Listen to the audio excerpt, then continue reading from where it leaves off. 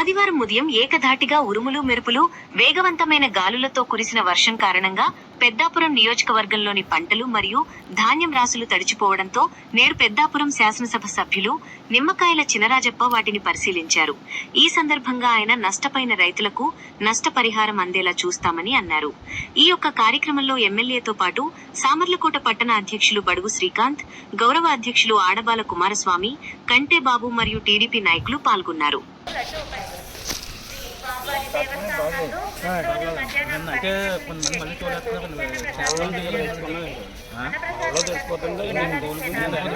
కొంతమంది మళ్ళీ పోసేస్తారు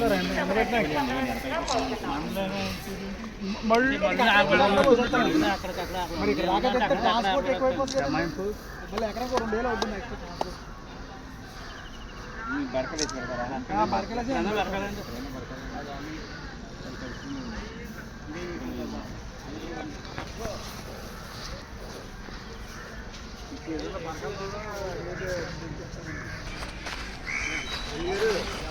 పెద్ద రైతు అన్నారు.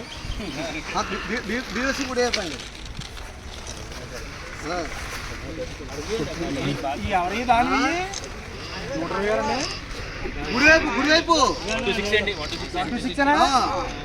PR 126 అండి. మనకి ఇక్కడ కొనరండి గవర్నమెంట్. వెస్ట్ గోదావరి ఫస్ట్ కొనరన్నారు. వెస్ట్ గోదావరి బాగా ఎక్కువ వేసారండి. సన్న రకాల రేటు దిగుబడి కూడా ఎక్కువ. 60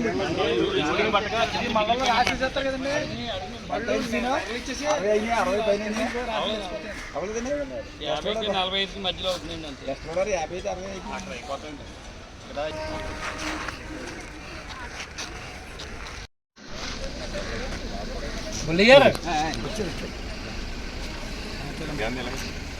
ఓకే సార్.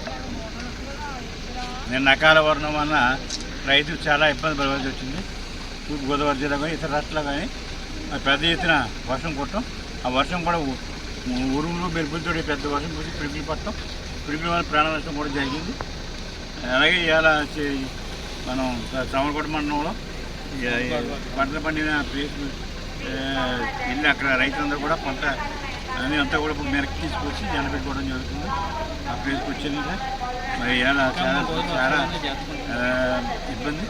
అదే వర్షం అన్నది ఇంకా 3 రోజులు చెప్తున్నారు.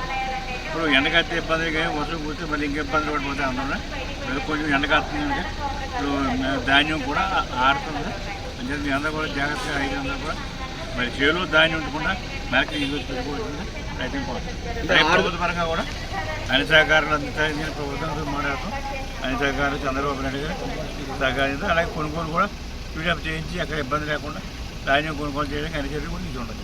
అదే కొనుగోలు స్పీడ్గా చేయాలండి. ఆరుదల సైతం భద్రపరచుకోవడం కష్టమండి. రైతు తీసుకోవాలండి. అలాగే అదే